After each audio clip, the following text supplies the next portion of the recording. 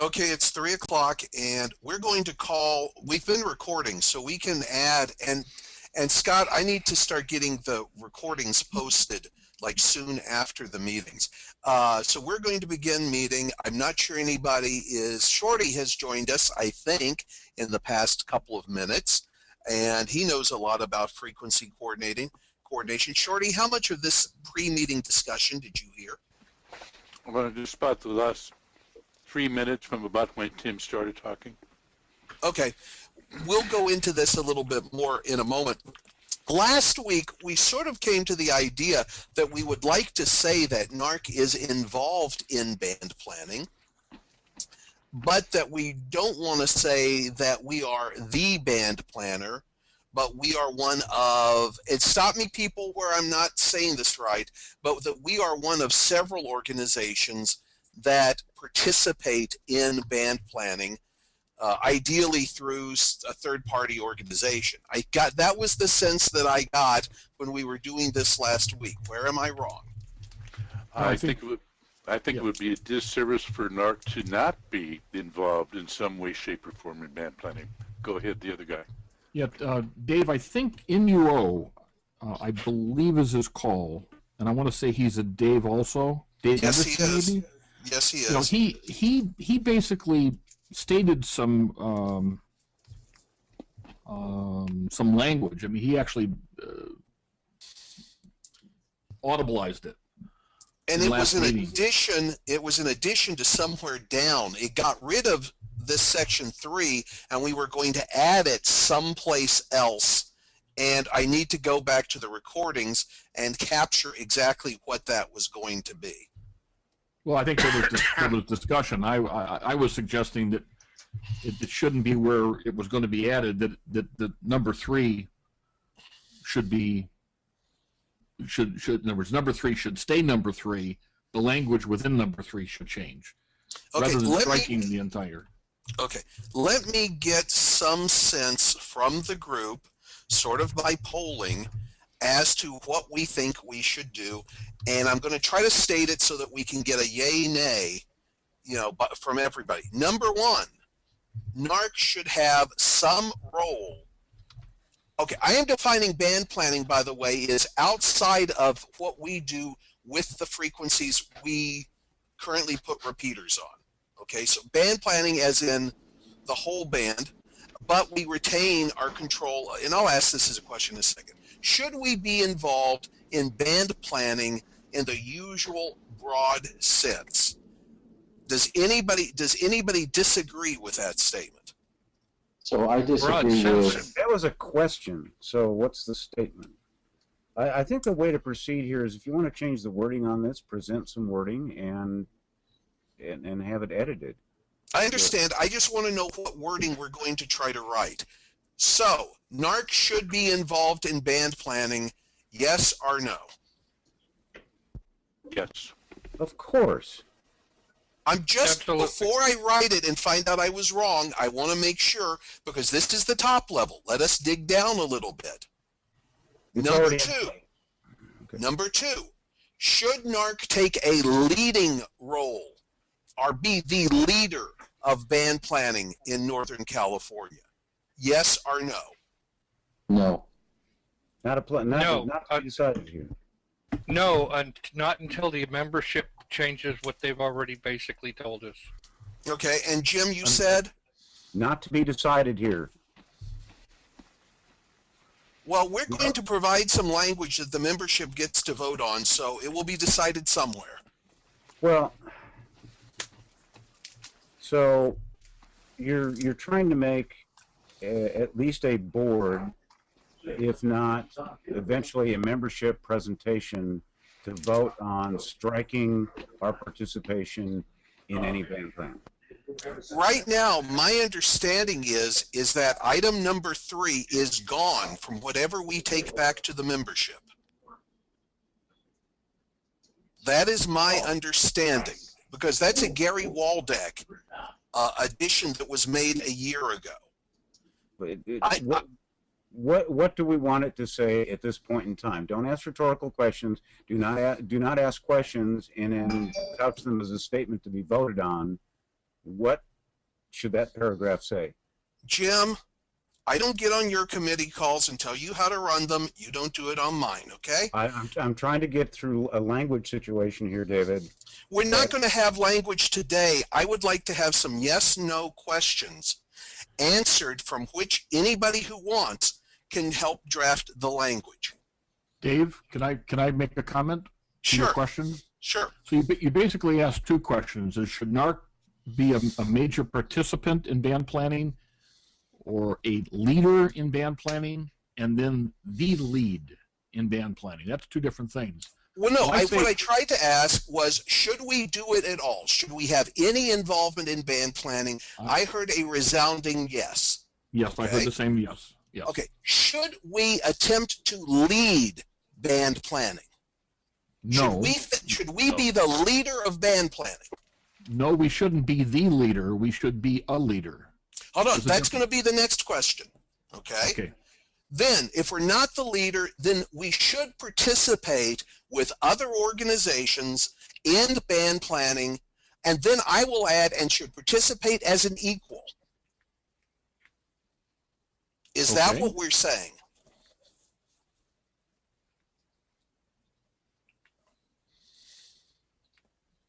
That's real quiet. I don't understand what you're saying by an equal. Well, hold on, we can go in Bigfoot band planning if we want. The issue is do we get into a band planning committee such as yours as one equal voice with all the other equal voices?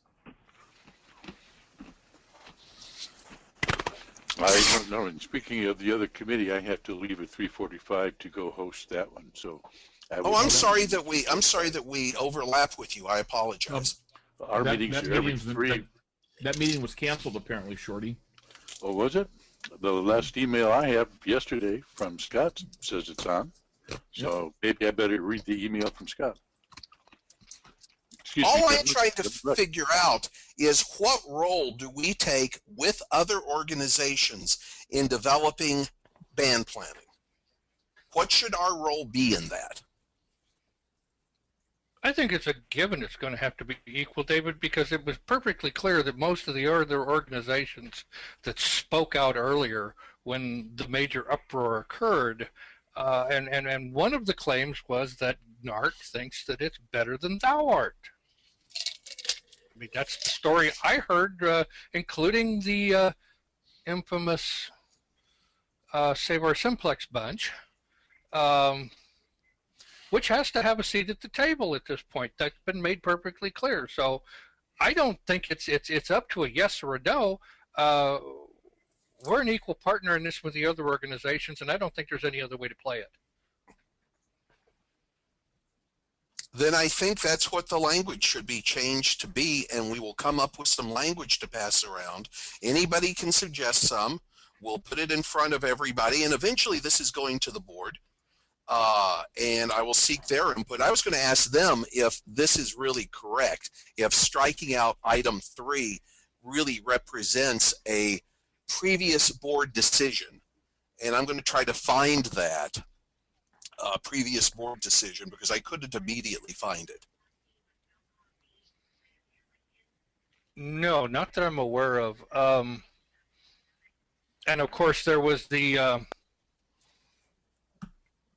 opposing groups within the NARC membership that wanted either Spectrum Management Committee struck, completely removed, or the other group that wanted it to stay as a standing committee. And that one still hasn't been resolved, and I don't think it's going to be in this venue. I think that's something that ultimately going to be resolved with the membership. Is it in, well, again, what do you present to the membership? I mean, they can do whatever they want. I think the Spectrum Management Committee is not in the P&Ps, it's in the bylaws. Is that not correct? No. No, it's in the P&Ps now, but there was kind of a hang-up as to whether the Rules Committee was going to become a standing committee, and if they did, they needed to take the SMC with them into the bylaws as well. And I think at this point we enact something that makes us a representative, an equal representative. We we send somebody to these meetings or have them represent us in these meetings. And I would leave the whether or not we have a spectrum management committee to the membership at this point. I think that's far beyond where we need to go right now. I And- completely agree, and that's something that we were actually looking at bringing up at the membership meeting in April. Yeah, and again, we're just trying to get what do we bring up to the membership meeting in April, because all of this, what's here, has to go to the membership by the vote last year. But we have the opportunity to fix it and change it a bit. Is there anybody that's on this call today that was part of Gary's committee for the bylaws rewrite? Yes. The bylaws update? Yes, Yes? I was. What was the reasoning, that, if you can recall, as to why they didn't want to have SMC be in bylaws? I believe, as best I can recall, and I'm not going to tell you that I remembered absolutely verbatim, and I believe the point was just to move it into whichever committee that at some point in time we felt was going to be responsible for providing that representative, whether it was going to be the technical committee or the, I forget what the name of that other committee was, but the one that was going to be assigned to Goodwill in public relations. Ultimately, it was decided that it did not need to be a declared standing committee as part of normal business. Right. We had other committees that could handle that, and they could send somebody as a representative for NARCC. And that was the reason that I believe Gary wanted to strike it. And you can appoint committees ad hoc as you may need them if somebody said, now it's time to do some spectrum management. And there was, at one time, some conversation before the actual attempt to strike it took place, considering the fact that it could be an ad hoc committee, and that ad hoc committees being able to be brought up and dissolved at will by the board would allow the board to have a little more control against it getting out of control, as some of them thought it did in the past. Mm-hmm. Now, understand, that's not something I'm telling you whether I agree or not. That's just as best I recall it coming from, at that time, the majority of the members of the committee. Jim, do you have any other recollections?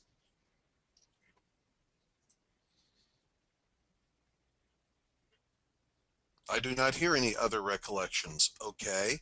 So I said no. I responded no, sir. okay, I'm sorry, I just didn't break through. Here, another question. Should we say and claim the sole authority over the frequencies that we have traditionally used to make very clear that nobody gets to touch them without our permission? You can say that, but it doesn't mean anything because you don't have that say so. No coordinator does. Yeah, but NCPA can't come in and drop 3 new packet channels on 8894 and on repeater channels. That's what I'm trying to deal with. Make sure that it's clear that if somebody's going to deal with our channels, we're going to be in charge of our channels. Yeah, but keep in mind that we now have 2 coordinators coordinating in basically the same spectrum, same space, doing roughly the same type of work. One just happens to be focused entirely on digital, and the other one's focused on analog.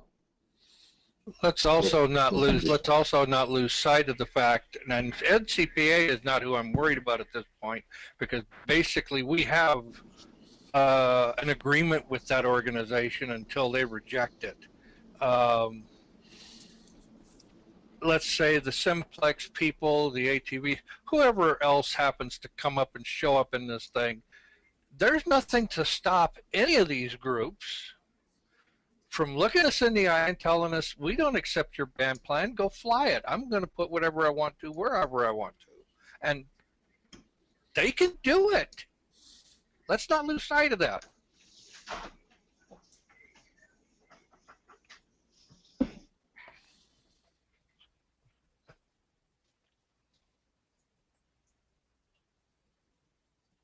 I just would like to make clear that if we want to go to, say, 20 kilohertz spacing on 440, that we don't need anybody else's permission to do it.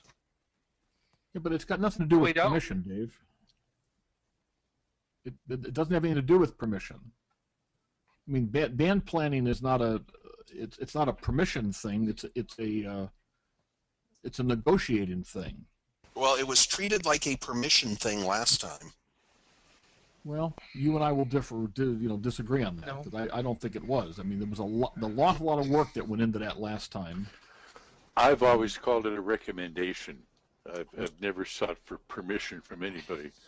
The Spectrum Management Group has always made recommendations, and we let the folks who it affects make up their mind what they want to do. We just recommend. We research, we look, we try different avenues, and we report them, and what falls out the bottom is what falls off the bottom, and that is our recommendation. And I then remember that is yelling. given. Go ahead. And Yeah, then that what- is given Sorry. to whoever we are recommending the spectrum management recommendation to. So I don't think it's permission.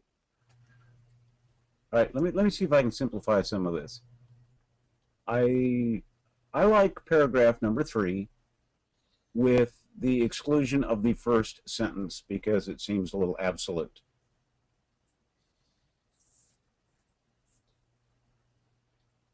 Yeah, that could go, Jim. Okay, so that's the whole purpose of this discussion, not to decide if we're having a spectrum management committee or what our authority is. It's to keep or reject or repair wording in this so it makes sense to the membership and gives us a manual of operation for the organization. And I think removing that first sentence sort of takes away NARCC Bigfoot out of the equation. How about, David, we drop the first sentence, hang on to the second sentence, add on to that second sentence on the end of it, and reserves the right to send representatives to other band planning groups. Yeah, we'll work in that direction. I think Jim's cut, and then maybe a little bit of how we work cooperatively, maybe putting a little more into that. I think that would all be fine. I think that gets what we've been talking about.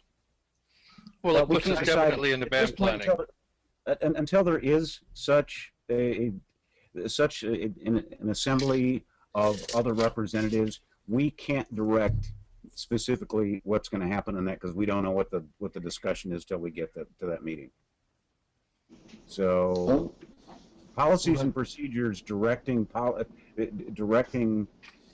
future actions and we don't have any clue what they are is a little stiff, a little inappropriate. Shorty, would your group be good with what Jim and Tim have talked about? From what I've heard, sure. There's no conflict with our group. Okay, I just want to make sure that if we expect to participate kind of on those terms, that's okay with your group, which I think may be this umbrella organization, or maybe something else will be formed, but you're what's there right now. Absolutely. We have always said and maintained saying that everyone is welcome. We want everybody's input. We would like to have everybody's views expressed. And so, yes, you are correct that we would welcome a representative from NARCC to be working with us. Mr. Barrett, does this kind of go the direction you were going? Yeah, and I'm perfectly fine striking the first sentence because if you read the first sentence, where is it described herein? It's Yeah, not. that's a problem. Right. Yeah. And it never has been. So And I don't like the in addition. I like just NARCC represents its Right. members' interest. So I think that getting rid of the first sentence is a good idea. It's too ambiguous. I would get rid of the word while and make it in formulating. Twile to me suggests that we do it.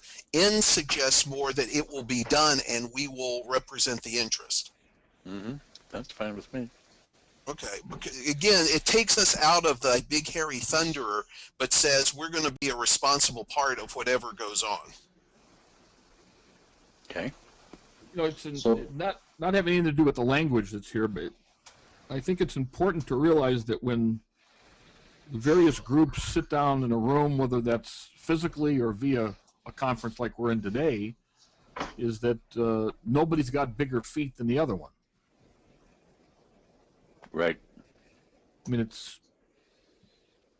Well, this got us into trouble once before, which was what I was cautioning that we needed to avoid. Yeah, Okay. I don't think changes to the band plan are worth the pain that we went through the last time there were changes to the band plan.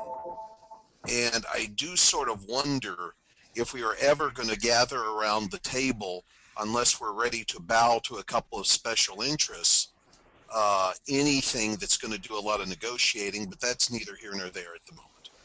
Well, consider that in 1985, Packet was a special interest. Then it wasn't in the late 80s to the mid 90s, and now some people would say, purely for the number of people that are involved on a nationwide basis, it's now back to a special interest. Or a non-interest. Well, I wouldn't say non-entrance. So the only part that concerns me a little bit is I view NARCC, and I would venture to say that several other people view NARCC, but granted, this is my own personal opinion based upon what I've heard from the members, is that NARCC is still a band planner, even within the spectrum that NARCC is under control of. So to say that we're not a band planner or don't want to participate in band planning, aside from the channels or the spectrum that we control, the fact of the matter is we're sharing that spectrum with another group at this point. Not that we want to do it, but it is what it is. So I would just make sure that personally, I would love to see us be cautious about that, and even planning within our own spectrum, the repeater subband that's well defined today, it's still band planning. Is the language that we are talking about, Jim, something that you would support? You mean Scott? Well, Jim, Scott and Jim, I'm sorry, I wasn't looking at my screen and thought. Scott, if we make the edits, I'm going to ask Jim the same thing, are you cool with the edits as we have described them? Yes. Make the edits. Let's read them out.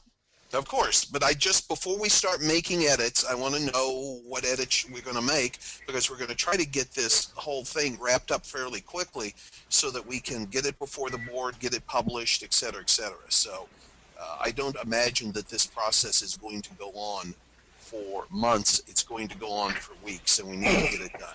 Is there anything else in this paragraph? Let me back down the screen again. I'm sorry, I screwed up. Is there anything else here that we want to discuss today? David, I think at this point I would make it our agenda to stick with what we were directed to do by the membership at the last membership meeting, and let's get that behind us before we expand. Yeah, we need to do that. That needs to get out and needs to get seen and needs to get published. Then there are some other things that may be worth considering, but that isn't, what we're doing right now. You're correct. So, and therefore, I would be opposed to that based on that. Opposed to what? Opposed to other changes to that section right there, where we're dealing with the changes that were turned down. Let's get those behind us before we start expanding on something else. So do you just want to submit to the membership? No paragraph 3? No, you asked in that section. You didn't say in that simple little paragraph. We've already decided what we're going to do with that paragraph. Am I right or wrong? Okay, well, I'm just wondering if there are any other languages or words that are wrong or anything that we're looking at right now that needs to be marked up. I mean, I other than don't the stuff see that any. is marked, other than the stuff that is marked up, you mean? Yes, Okay, yes. all right, okay, all right.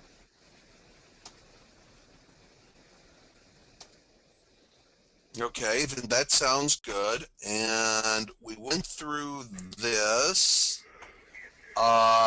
Jim, there is this whole section on technical committee. Uh, tell me about it.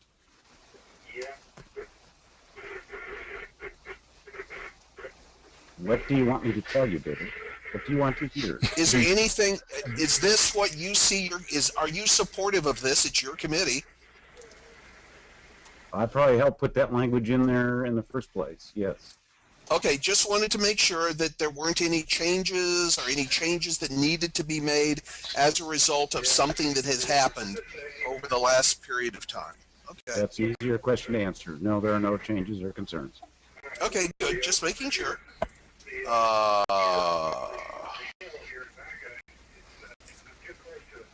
Okay, there are some things in here in terms of changes that we might want to make outside of this document that we're not going to worry about right now.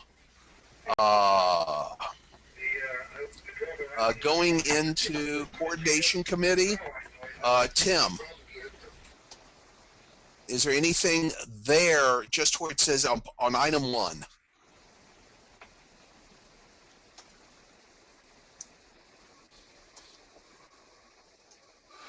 Not hearing anything. No, I don't see anything at this point. No. Okay. Item section 2 here. I don't see anything we need to worry about. 3 are what? Theoretically, according to the bylaws, there is no such thing as president of the board. There's a president of NARCC. Okay, so Maybe that's getting touchy, but the bylaws say that he's president of NARCC, not president of the board. okay, we'll try to fix that and get rid of president of the board and just make it president, and that's a stylistic fix, which we are entitled to. But it makes us compliant with both the bylaws anyway. I agree. That was part of what we were told we needed to do, is make sure there weren't any conflicts with the bylaws. I remember that was the actual motion that got acted upon. Now we are into the waiting list. Let me back down further down the page. Okay, in the parts that are that you can view right now, comments or thoughts?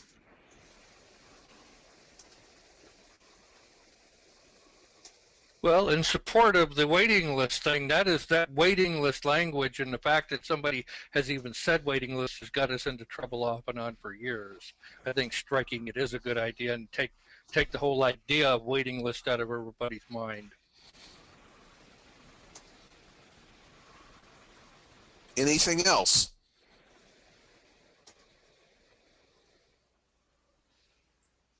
Reserves the right to update and change its technical standards. That appears to be new language.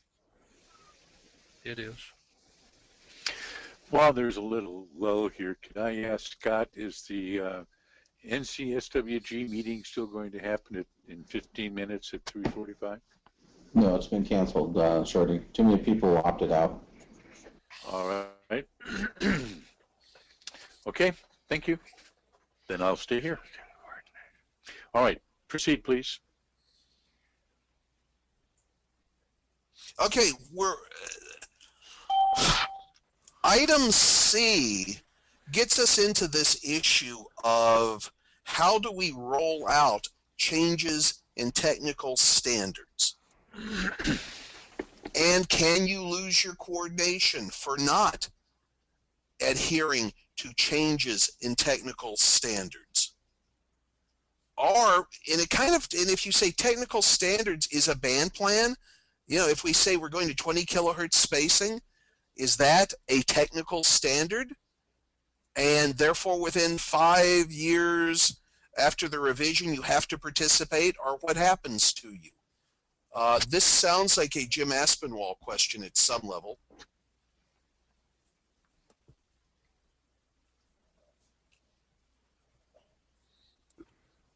But if it isn't, until we have that discussion and have something to present in that realm. I'm just wondering if this language gets us into trouble and is likely to meet with members' approval. That's the question. That's going to be questionable, but I can tell you that Waldeck's intent, or at least the one that he stated at the time, was that Section C would include rebanding. Although it would probably be more likely that in a rebanding situation there would be a schedule of implementation that would be part of the plan, and that most likely the 5 years thing probably would never, you'd never get to the 5 year period on that kind of a change. But that was his intent, was that it was to include that.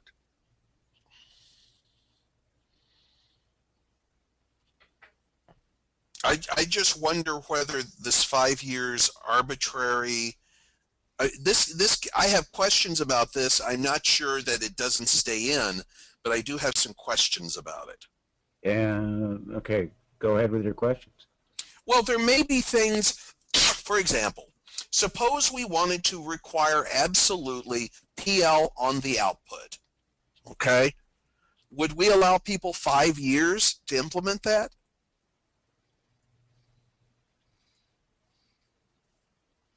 I mean, I'm just saying there may be some things that are simple enough that they don't require a 5 year window.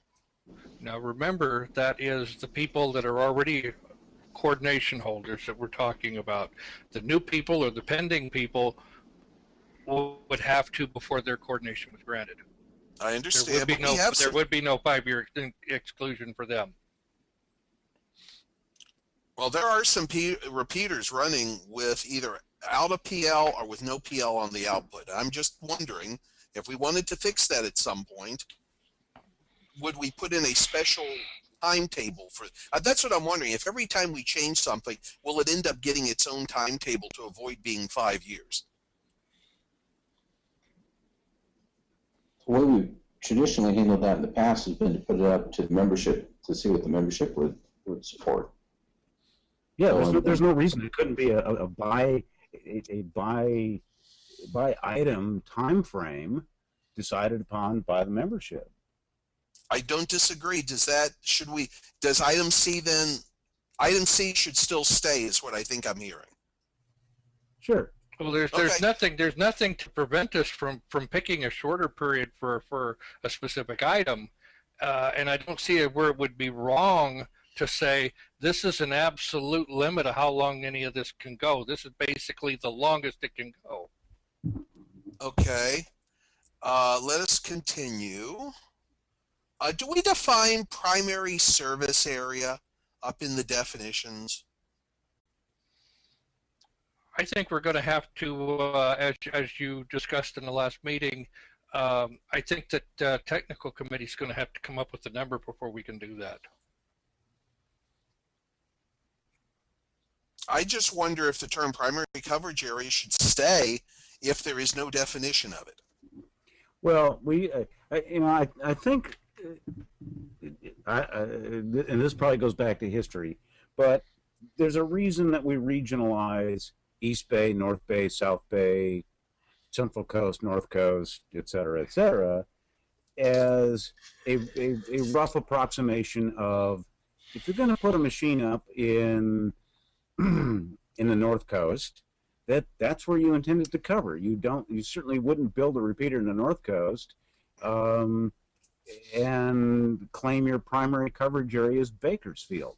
So now, well, that's just that's a lot of rumor, innuendo, assumption, and everything else. But why did we create regions within Northern California if it was not to help assess a primary coverage area.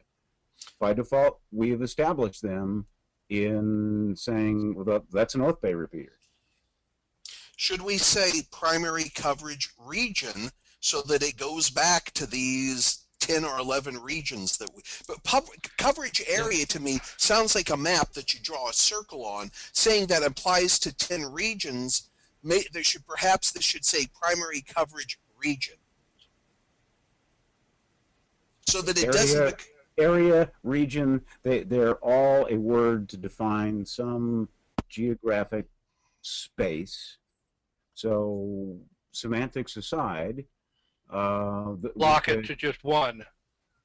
Well, we could say primary coverage area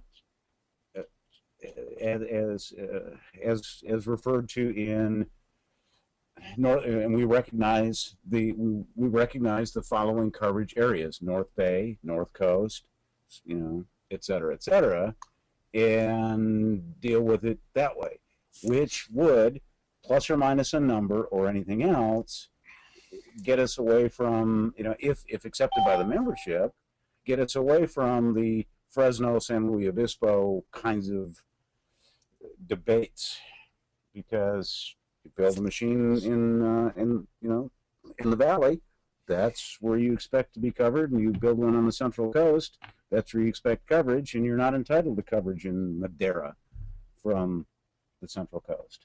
Oh, come on, Jim. You're not suggesting that you can't put something up on Black Mountain and talk to Fresno.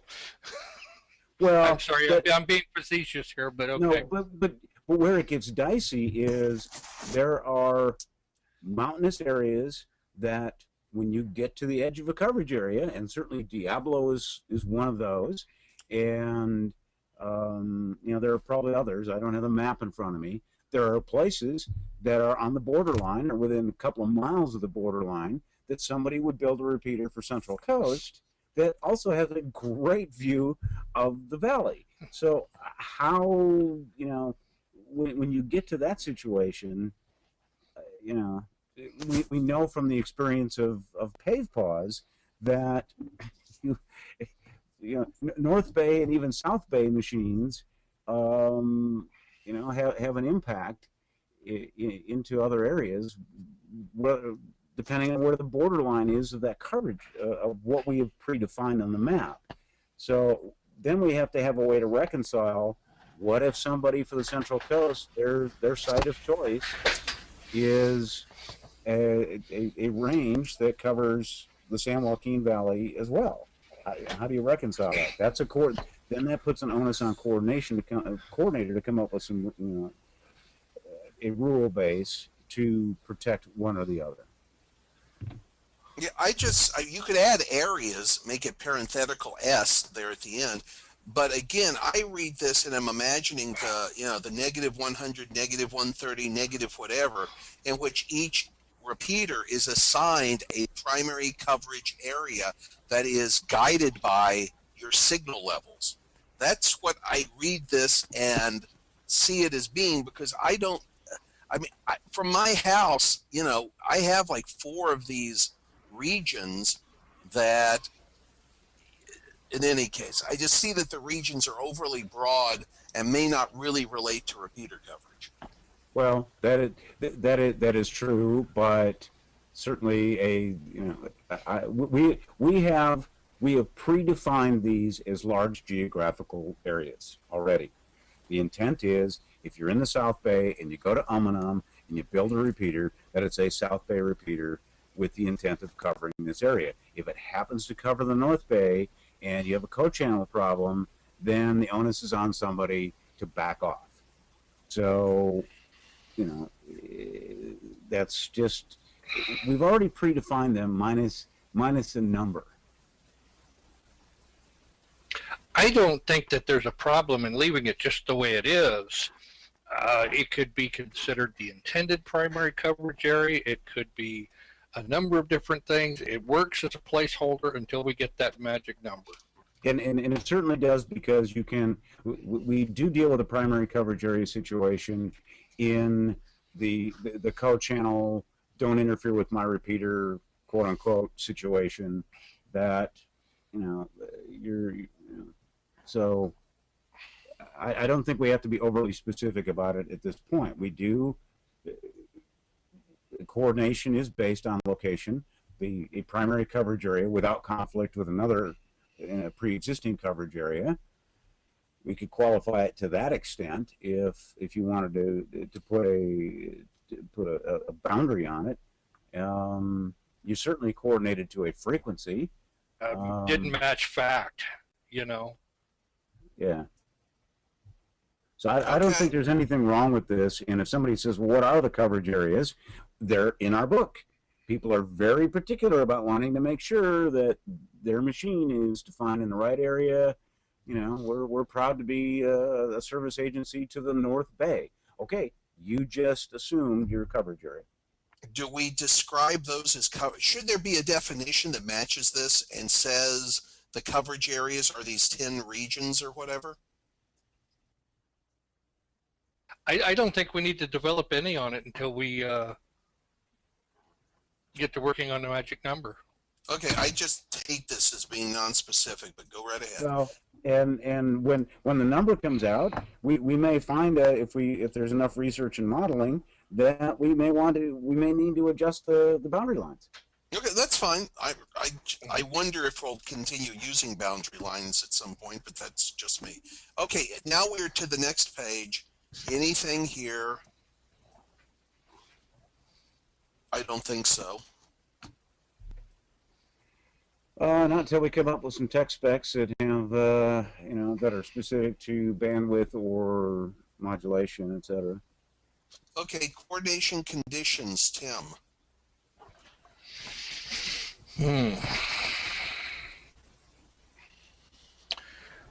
I think 4 is a reasonable request, insistence, whatever you wish to categorize it. I like that. Number six sounds reasonable. It's a precursor for where we're going with the technical committee. Part of the coordination, number 7, that implies, without outright declaring it, that the technical requirements are going to continue into the after the initial coordination and still be valid. Should it say that? At this point, without the technical requirements, I think this general statement will probably handle it just nicely. Well, but if you're coordinated for X number of feet and X number of watts, do we need to say that the terms of your original coordination are binding for the period of coordination? Well, I believe there's some place in there that already says that if you change anything that changes the coverage area, the coordination is bye-bye. Okay, just making sure. Yep, read further. Okay, continuing. Well, trying to continue.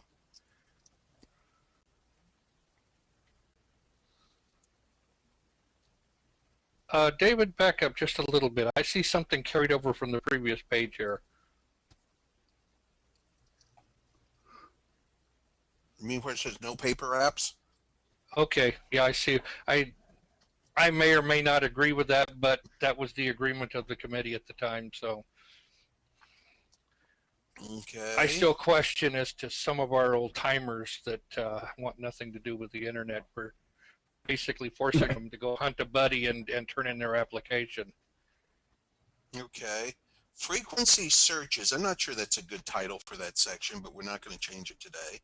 All of this just looks like some style changes. Let me scan it real quick. 30.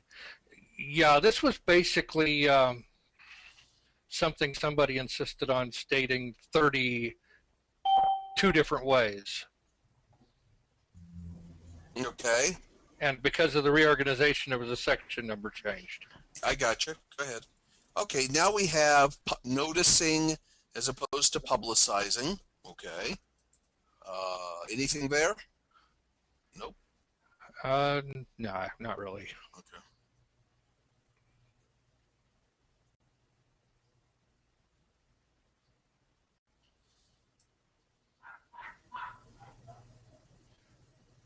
let's see.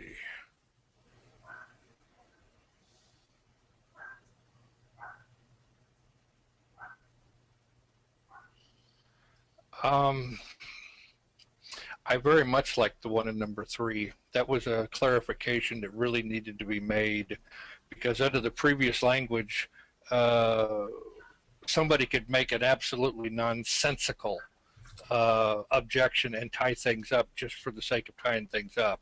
By adding the validity factor to it, it gives us the opportunity to get rid of those that are just doing stalling tactics. Okay. Any Jim, any word on that one? No, I think that bears itself out very well. Yeah, we have had people try that. We may have to define valid at some point, but that's beyond. Well, that's what the technical standards are going to be about. I believe Jim stated in the original purpose of the organization of defining basically coverage area, and also dealing with the issue where somebody, if they're standing on top of a 6-foot tree stump and they're HT, and if they turn it a certain way and lean a certain way into the wind, that they could hear you. Wasn't valid. Tim, it was a Home Depot bucket. I would never recommend anybody go above 42 inches without safety equipment.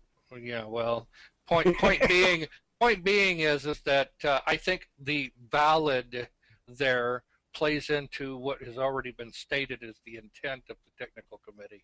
Okay. Coordination maintenance.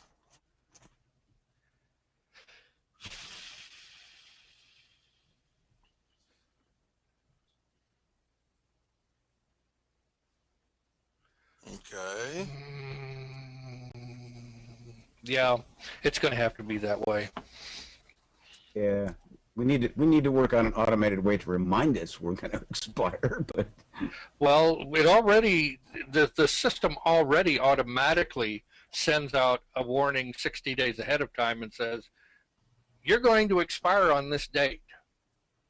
Yeah. And then again, on the day that it expires, it comes out and says, oops, you expired. yeah, I got hit by the second one and lost the first one, and that's tricky.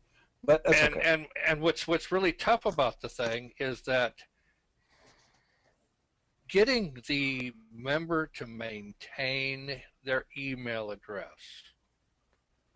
They drop an email box or something of this nature, they change ISPs, and then we're sending email to the wrong place.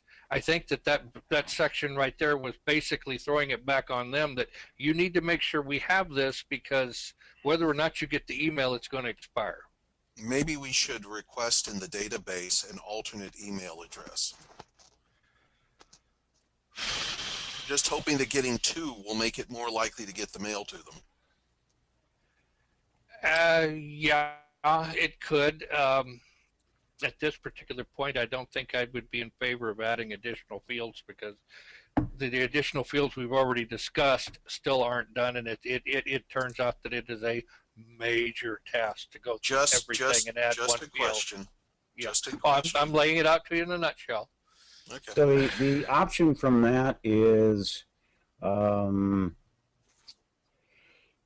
if we needed to facilitate that more, is that, and here's also where role-based email addresses will help us, is that if we see somebody's, not come in by 2 or 3 days before the expiration date to go back and try and make some deliberate contact with them. I know that it's more work for us, but Well, here's one of the things that I am working on. I don't think we had a chance to even discuss it with Scott, but I'm working on getting it when it sends out the you are expired. I'm working on getting the coordinator to get a copy of that as well. So in other words, anytime anybody expires, the coordinator knows about it if it don't sound right. Like MDARC's 147.6 expires. We all know that ain't right. if you get that notice, you're going to say something's wrong, somebody didn't get something, and of course, then at that point you could follow up on it. Yeah, and that's a a damage control as well from people who are going to pounce on a just uncoordinated pair because legally the next guy up it just there's just been too many cases where somebody is a lone wolf and passes away or does make a change. There isn't an organization per se or somebody else. It'd be nice to know if it even goes so far as to say, I got torqued at the club, so I'm just not going to forward the message, and the hell with them. We've even had that. But several months ago, Steve Allred requested that he start getting those expired notices so he could follow up on some of the obvious ones. Yeah. And we are working on that.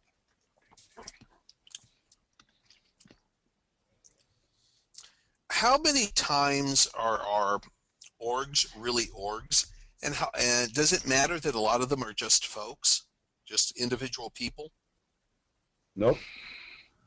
No, and it's been that way. And I tell you what, one of our board members brought up an issue that really makes it to where even if it's an individual, really it isn't. And that being the case of Corey's dad, Tom. In that case, the org is the family. If it were in the database as the family. In this particular case, when it involves the death of a family, you're just basically, if the family is considered the org in all cases, then a new primary rep can be named by the family. Yeah, and that's sort of in the background, and I don't know that it needs to be in the rules. But well, it was voted on by the board, and we can always go back to the bylaw or back to the minutes and show that action as reason. But yes, I believe that the org designation needs to stay because actually to an individual, it applies to the family. So yes, it is applicable. should we at some point in the future look at language that talks about dissolution or death or anything like that? Yeah, when we get the real important stuff behind this. I understand. I'm just saying that seems like it may, because we are always still concerned about domain trafficking. Repeater trafficking, are we not? Absolutely. I'm surprised Tim didn't beat me in there because he's one of the principal advocates fighting that no coordination be sold. Continuing well, now. I don't have to jump in. Termination of coordination, that looks good, correct? Item 1 there at the bottom. Okay. Item 2, of which only B is a, and I think that's a good, number. You might make the time period shorter, but I think 60 is real reasonable. Where are you seeing? Oh, okay. The B. Yeah, on B. Okay. So to the wording, and this is an interesting side debate that keeps going on, is the issue of interference experienced by other repeater systems. Very rarely, if I go 5 or 10 kc off frequency, I'm not going to interfere with the repeater. I am going to cause problems for the users. I guess I am interfering with another transmission, but the system, the repeater system, does not experience that problem. Now, well, it can. If you got a really bad birdie in your cabinet, I guess you can interfere with the input to another system, but are we including users in the context of systems? Sometimes we are, sometimes we're not. Well, technically speaking, Jim, it could be considered interference to the repeater because you're interfering with the RF being broadcast by that repeater. Yes. And I don't know that we refer to users anywhere. We don't, but there are times and contexts where users may feel affected, whether or not it's got anything to do with the specific system. So I think that in either case, whether you're interfering with the input or with the output, and I say this with the condition within the recognized coverage area of that system, then it's interference to that repeater, whether it's the input or the output. right. Got it. We just got to make sure that we remember that context or define it someplace. That's where we got to figure out the magic number. Well, hold on. We have two magic numbers. There's the pave-pause magic number, and there's the coordination magic number. Yeah, but the pave pause has nothing to do with interference with another repeater. I know. I'm just saying we have two things we are calling the magic number now. I just Yeah. No, we've only had one that's the magic number. The other one is the unknowable number. The secret number. The plus the fact what we're dealing with now is what was turned down by the membership, and I don't remember anything being turned down by the membership having to do with pay pause at that point. That's right. Continuing. I got a question about users.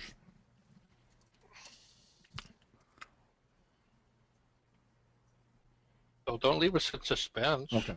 Well, in other words, we have a section here that says if somebody makes a change to the coordinated station, meaning the repeaters, and it causes an interference issue, that they have to correct it. Well, how about the user? How about the user who's now complaining that his happy time is being interfered with because he's gone to only as an example, a Baofeng or some other substandard piece of garbage? Well, I think there's where the precondition of within the established coverage area comes to play. Well, but even if it's it's not- within it's- the it's established coverage area, I mean, I'm specifically talking about the guy's receiver. So he's decided that, he's in, well, let me give you kind of a, for instance, he's in Novato, and there's a repeater that's up in that area of the country, or the bay, that this guy is able to hear, and so he considers that, quote, his repeater. Another repeater comes on, not in his area, but on his particular receiver, because of I don't want to say a defect in the receiver, because they're all like that. It's the receiver's too wide. Well, that would he has seem to me interference. that would seem to me that you're talking about an adjacent frequency system. Correct. It is, yes. Well, I think that goes up to a paragraph further up that it's a valid complaint, and as many times as I've had my Chinese radios up at Mount Amanum, they're the first thing to get turned off and almost pitched over the hill. Right. I'm smart enough to realize that it's a piece of trash and does not belong on a hill anywhere near another transmitter. But Right. We had a guy contact us last night in CDCC looking for coordination on a 440 frequency that was standard spacing. We look at the NARCC database and it's uncoordinated. Pushed a little deeper into that, and he had a complaint. He had a complaint from another group that was, let's say out of the South Bay someplace, that his repeater on, I think it was Bear Mountain, I believe, was interfering with the guy in the South Bay's repeater. So the coordination went from pending to uncoordinated. The fact of the matter is, and this is Mark Ward, is that repeater never was on Bear Mountain. It was on a dummy load in the guy's garage. Boy, that sure rings a bell with somebody familiar. Okay, go ahead, Jim. So he's now reapplied for coordination, 12.5 kcs higher. So you'll probably see that in the next, either tomorrow or the next week when it cycles. But, and in fact, he telegraphed at a meeting. Actually, the meeting I met him at, when he had an issue, or his group had an issue with, I want to say it was the DX spotting group's repeater. I'm not 100% sure of that, but I think that was it. And the coverage that group had, I think, from Black Mountain somewhere in Fresno. So I mean, Mark and I think it was Felix. It was the other guy. They both talked about putting up a repeater, applying for a coordination at a hilltop, and actually never putting it there just to see what would happen. And their suspicions have been confirmed, at least in this case, that people would complain about something that could never have happened.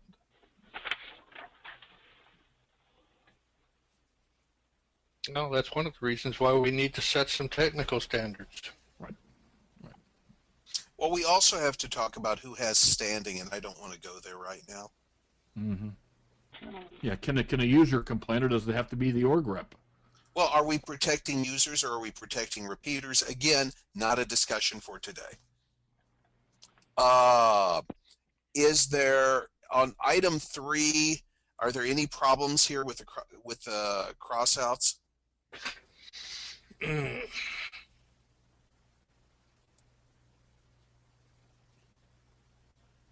Hearing nothing? Is this duplicate of what was earlier? Good question. I know we made a comment a section or two before that about notices. Let's look back at that other section and see that everything there is covered with it.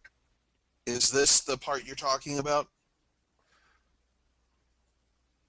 You're talking about item 3, technical committee, Okay.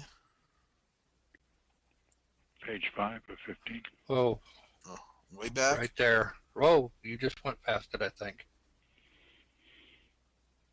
Here? Down further. Yeah, Oh, this may right be. there. Yeah, these two may or may not. And do I have an easy way to put them on the screen side by side? I'm not sure that I do. Are you still in Yes, section 4? you're duplicating, basically saying the same thing. Not in exactly the same words, but it's 60 days before for renewal and the day after it has expired. So that scratching on section 3 down below is essentially restating what's stated here. Okay. Is that under 4, repeater technical standards?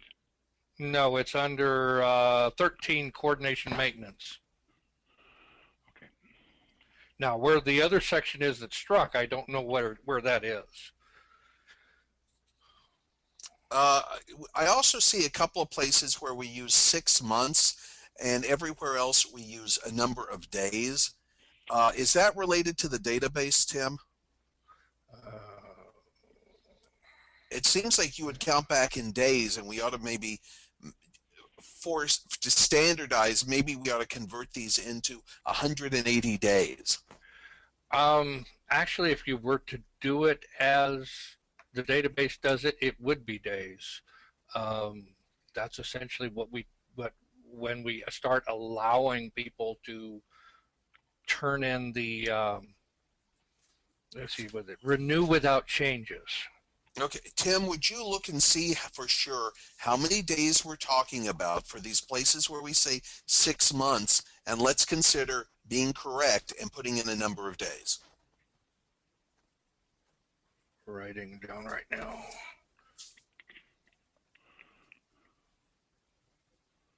So that, you know, the database works the way we say it does.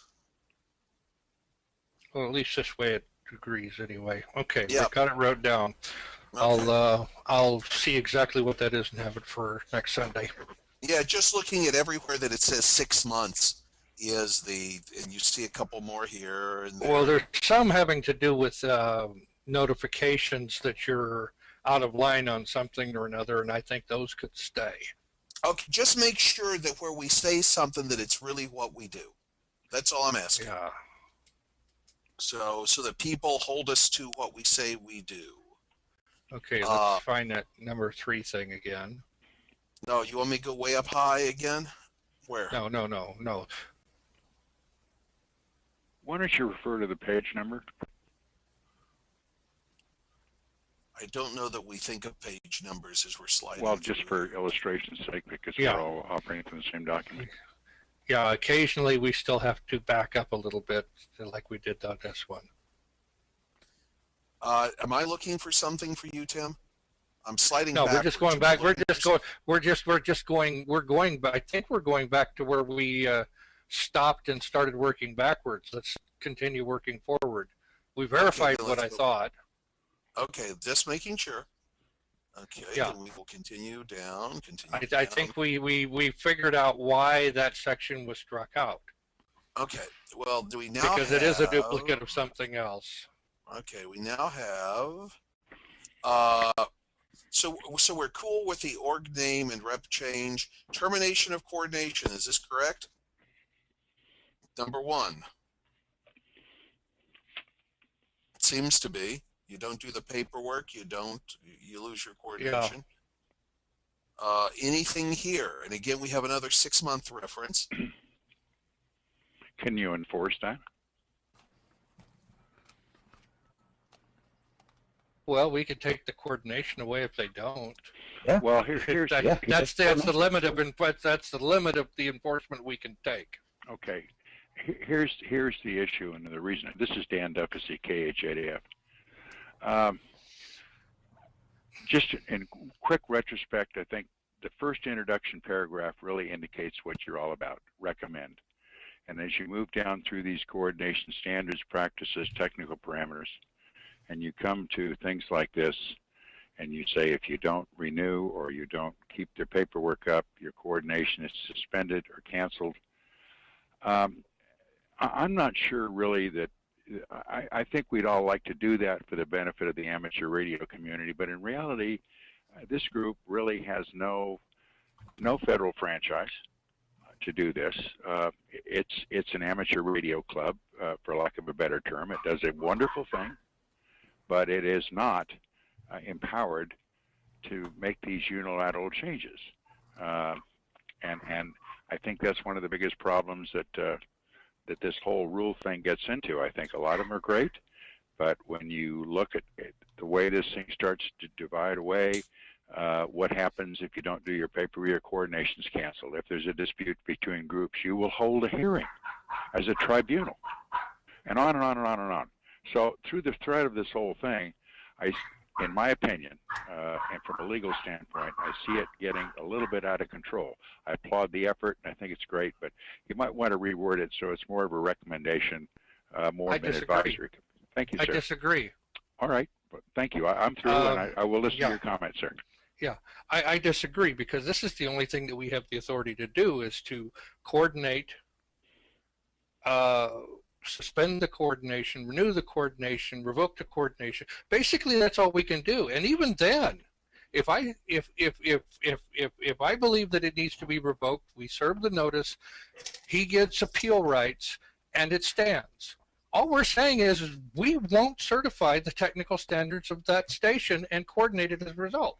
We can't tell him to go away. I understand, but who gives you that authority, sir? The FCC. No, the FCC does not. And if you Yes, read it they very do. carefully, all right, okay, Yes, all they right. do, by All right. case law. Oh, really? Okay. All right. There is nothing in 47 CFR 97, with the exception of the notation, which is part of PR 85-22, that said when the FCC gets into faults, they will favor the coordinated channel. That's it. Favor is not necessarily It is true. it is left entirely up to us what our standards are Okay. and whether we grant or we don't. That's all it amounts to. All right. We're not telling them to go away. We can't even begin to have the authority to tell them to go away. We can just tell them that we won't coordinate it. Okay. That's fair. Thank you, sir, for listening. And there may be some downside to losing your coordination if somebody else shows up at some level, I'm not sure exactly where, and gets a coordination on the pair. You could theoretically have a fight there that and Tim, stop me, but it seems like you could end up with the original station being required to make changes by virtue of being non-coordinated. But when you knew or should have known or have knowledge of another station Yeah. operating on that channel, you would re-coordinate on top of it because that person didn't have a sanction or a coordination from this group? No, No. that's No. That there you're going across the line. Well, I'm I had not it happen to suggesting me, that you so- coordinated over top. Okay, all right.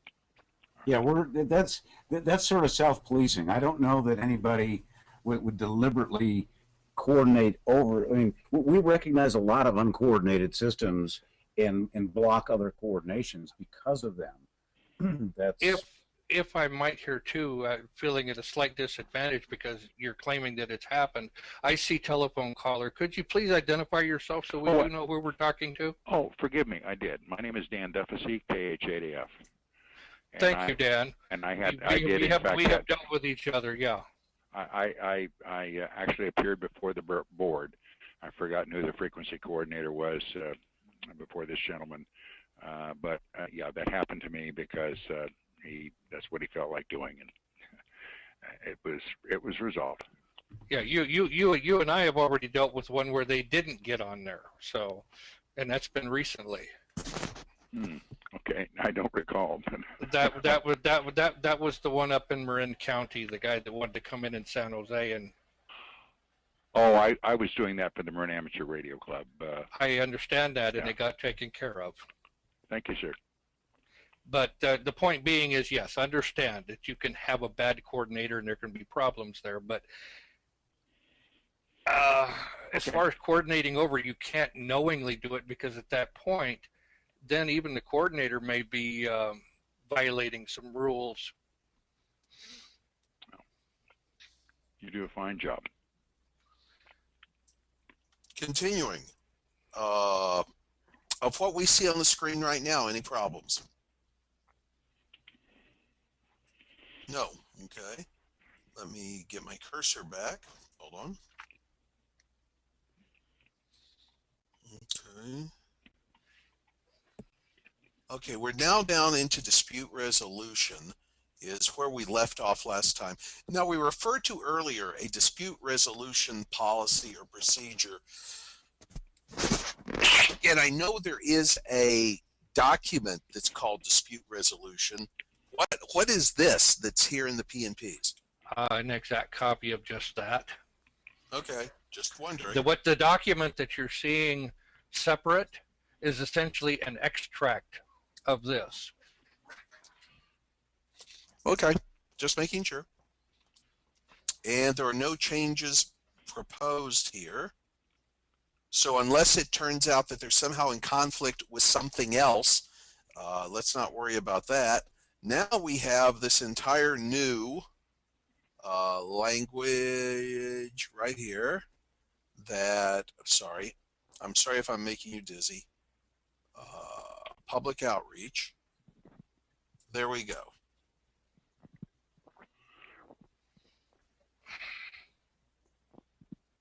Okay, yeah, this was involved in discussion last week because of the quote spectrum management issue in part 3 of this that wasn't defined down well enough.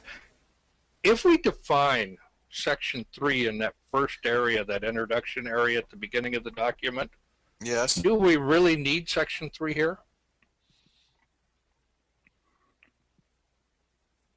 I wonder if we need this whole area, but that's, you know.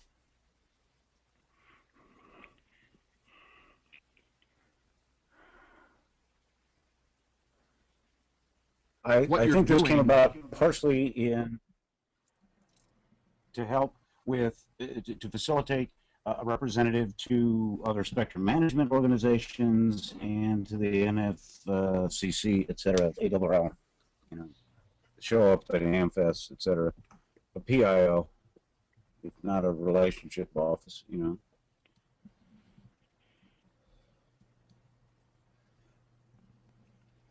So this is not an officer?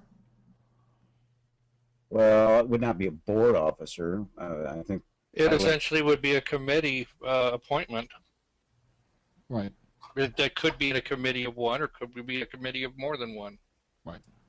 So in other And words, is it- hang on a minute. So we're going to use this document basically to create a standing committee?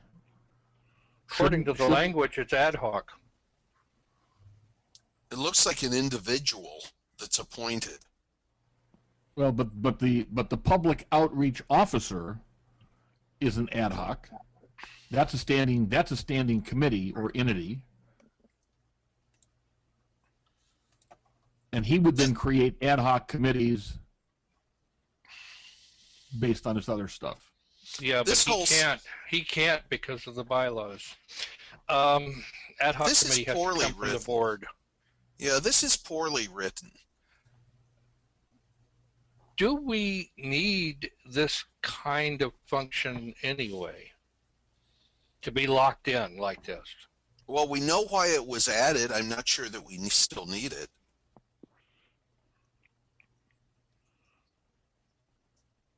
Jim, is there anything here such as liaison to a spectrum management group or something else that couldn't be handled through the technical committee? No, and that's where, it just as it's assumed by some right of office, I guess, that Norm would be the representative to NFCC, that we couldn't as a board appoint another board member or some other individual as a committee chair, effectively a committee chair, to do that representation. So no, I don't think we need this. I forget, other than the SMC issue, et cetera, that we'd actually need this. But again, this was just a proposal. I'm not married to this. It can go away. I think we can facilitate it otherwise. I think, but I in all honesty, David, I think between technical committee and the board of directors, all of the functions that's intended here can be dealt with without the creation of a new committee. I don't disagree. And it at doesn't- the very least, this needs to be cleaned up because it's just sort of all over itself. Oh. Whether we need it or not, I think is a whole. I don't know that we need it. Well, it's complete. Well, in one particular place, if it suggests that the public outreach officer will appoint ad hoc committee, it's in conflict with the bylaws already, right there. Well, and you have the issue is this is really somebody that should be associated or attached to the committee, not a committee separate from tech or Yeah. whoever else is doing it. Yeah, this is all wrong, regardless of how you look at it. Yeah, it's just wrong. Okay, Right. well, we will make it so. Okay, that goes. Non-disclosure. We have all. that in this. Are we all in agreement that this needs to be scratched? Yep. Yes, we are. Yep. I move we scratch it. Good, we will.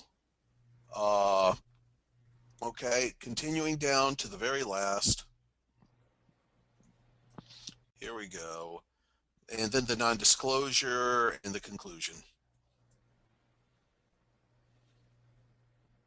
Which was never contested in the board meeting, so, or in the membership meeting, so it really doesn't need to be touched at this point anyway. Nope, it's not being would not be touched. I just want to make sure.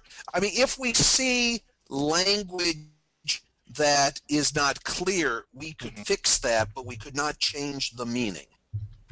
Like if we saw 60 days here or whatever, we could fix that. I mean, if something of this doesn't make sense, we could fix it, but we can't change it. And I don't see anything that would apply to. No, Okay. outside of the reordering, nothing's been done there. Yeah, and we have to now go back and compare these to the bylaws and make sure there are no conflicts there, which I'm going to try to get Sue Allred to help with. Yeah, I think we just got rid of one of those conflicts just now. Yeah. I think we are pretty clear now on what we've discussed. Tim and I and anybody who would like to help can, clean up the document and next week submit basically a fixed document. I'm going to have to find some way to show the versioning in this so that it's easy and clear, and I'm not sure what that should be. Because we have the current P&Ps, then we have proposed changes to the current P&Ps, then we have what we've done to those proposed changes. Okay, I'm confused. You can only present changes to the current PNPs. Forget that there's a middle document. It's work in progress. Well, the middle document, though, is what we have been instructed to work from. I mean, that David, was... David, why do we not just deal with section numbers and not versions? Well, because there is the current version of the PNPs as voted upon. Then there was what was presented last year that was turned down, and we were told to fix it. And that don't exist because it was turned down. So the purpose is to come up with revisions to the PNP, regardless of how they got there, regardless if there's an interim document.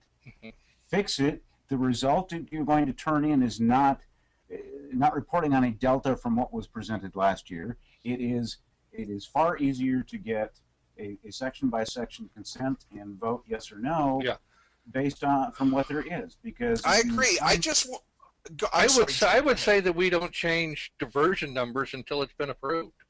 Well, no, I'm not talking about changing version numbers. I just want to make sure that what we do is compliant with the action that was taken last year. That's all I just want to make sure that we are compliant, and we need to go back. I need to go back and read the minutes and make sure that we can just come in and submit a new thing without any reference to what was turned down. Irregardless of what took place, we're still modifying the current version. I agree with that. I agree with that. So, Scott's still here? Yes. Okay, so my interpretation is that if there are changes to be made to the policies and procedures, bring them forward. Period. Exactly. Does that work for you, Scott? Works for me. I don't disagree. I just don't want us to get in trouble and for somebody to be able to claim we're not following what was voted upon last year. That's my own... Irregardless, when you're making changes, it has to be changes made to the last official version. I agree with that. Irregardless of what took place in between. They're absolutely right. What took place in between doesn't exist. Except that we were told to go back and fix what doesn't exist. But it's still a proposal to the existing PNPs. All you can vote on, David, is enacting changes to what is. So you could go through the exhaustive detail, which has already been denied, of it said this last time, we're changing it to say this time, and the difference between that and this and what is on the books now is so and so. I don't think that's a necessary complication. I don't disagree, but I don't want to have somebody like me standing up at the board meeting, in the membership meeting, complaining, and the thing therefore gets voted down essentially on procedural kinds of BS. Okay, so this is a procedural situation, and I think that can be addressed. Bring that up. Bring up the motion, what was voted on, and address it in the board reflector, and ask for an opinion on it. Okay, I will. I think all you have to do is say, these proposals, item by item by item, that we're going to propose to you here in this section, are those that were sent back and turned down, and we were told to come back with other changes that work, and just leave it at that. Okay, I don't want this thing to fail the way we helped it. I helped it fail last year, and Sue helped it fail last year. I want this to get past the membership. Well, you could be armed in both directions, David. But the ultimate result is vote on X, Y, and Z changes to what exists. We're not going to vote on X, Y, Z changes to what was proposed before. No, of course not. I think if that turn down happens, David, it's going to be by somebody that wanted to jam up the works anyway. And no matter what you do, they're going to be trying to do it. Well, okay. Well, Sue and I were not trying to jam up the works anyway, but I understand. But I think that's what'll happen this time is if it happens, which I don't think it will, Okay, I promised Director Yeah. Waldeck that I would get these things through this year, so I want to keep my promise. Hurry up, bring us Steve. something we It's can almost cocktail hour. Okay, well, Mhm. is there anything else that we need to talk about? We'll meet again next week. Next time we will have a document. Can I You know, make but- one more comment? Of Because course. apparently this moved through. This is going back to section 16, a resolution of disputes. Hold on, let me go back there 1 second. I don't think there are any changes there, but let's go. Well, through that's and make- that. I wanted to comment on the entirety of it. You want to? Oh, hold on. Okay. I think that's page 14, maybe. Yeah, here's a dispute. Yes.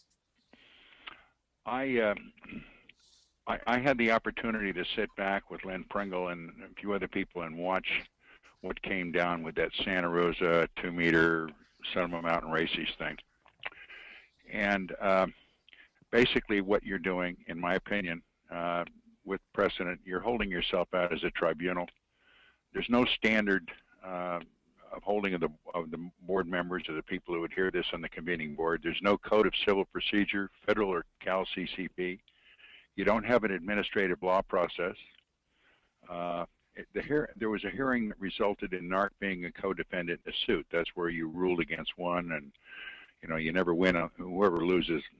But nonetheless, that's what happened. And ultimately, NARCC has no standing here because it's a voluntary ham club, for lack of a better term. But you can still be named as a defendant, and you're exposing yourselves to legal fees. As fortunately, most of your legal fees were taken care of by the County of Sonoma, I believe, but it still cost you something. And what I'm strongly recommending these are the kind of things that get a board like this in real trouble. If you have a dispute among your members, etc., and it's one of these the board should, in discretion, position should be resolve it yourselves and get back to us when it's been resolved. And the board shouldn't be in a position to make, because a lot of these guys aren't the brightest lights on the string, quite frankly, and they're gonna, they can create problems for you. They have in the past, and you skated, but doesn't mean it's not going to happen again. Thank you. Well, there is an interesting point there that I do not recall that we have a hold harmless agreement. Not whether or not it would stand water. You can be sued for anything. It's the cost of getting out of demurring the complaint. That's where you're right. the risk. Yeah. So I don't know if we could could do as a condition of coordination have a hold harmless agreement in any kind of a situation, but that might be something to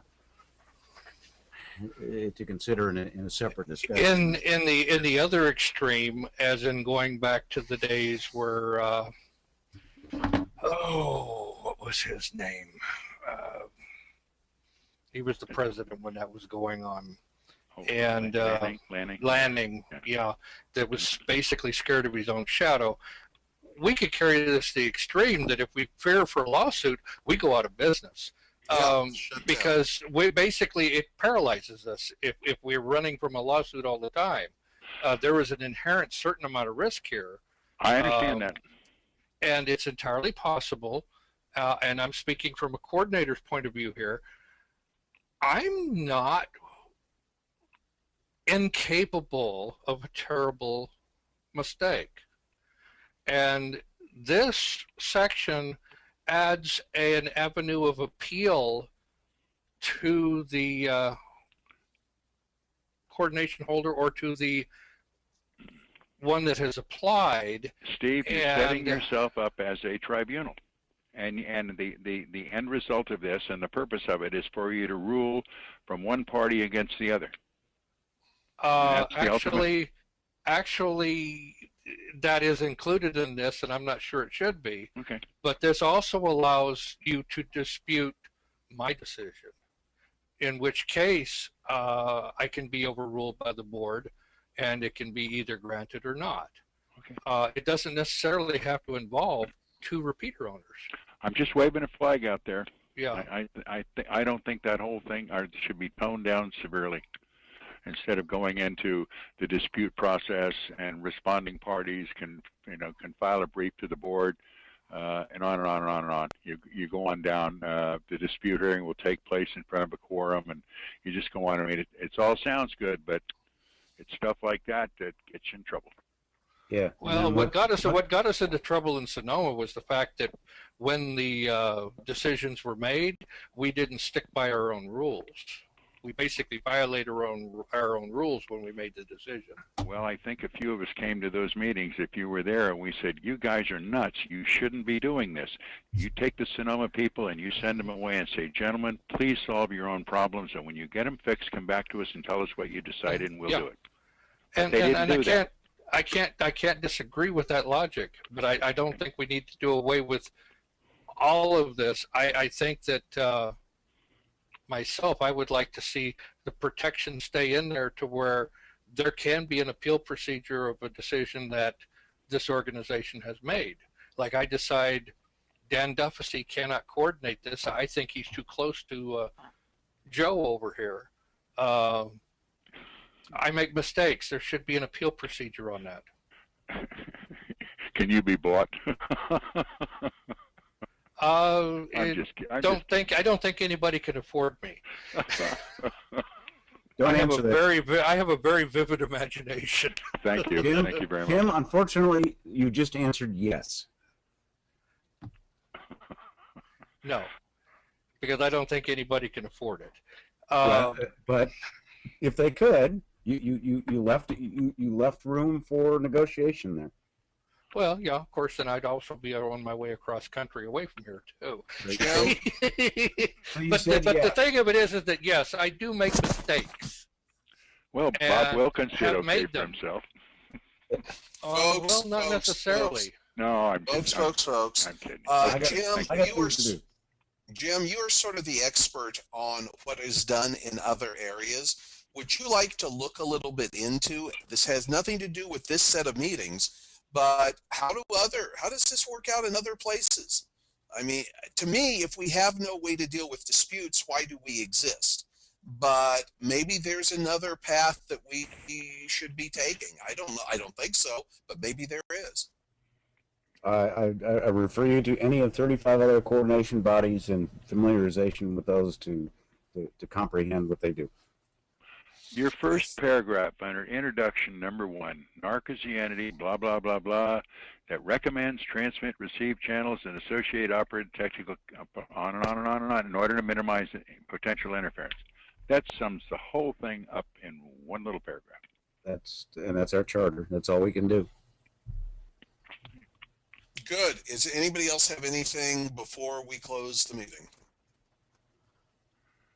Hearing nothing, next Sunday at the same time, and hopefully we'll have this in some close to final form, and then we can do whatever else we need to talk about. Thank you very much, everyone. Thank you for letting me butt in here. Have a nice evening. Thank you, Dan. Thanks for the input. David, Scott, when will we, I know these recordings are awful lengthy, when will we have a copy of the recording? I'll have the recordings, both the last one and this one, posted on the 2nd. It's one I'm back home and can spend the time in front of the computer trimming them and getting them posted on the FTP site. Very cool. Thanks. Thank you very much. Have a good afternoon, everyone. Dan, thank you, Dan. Thank you for showing up.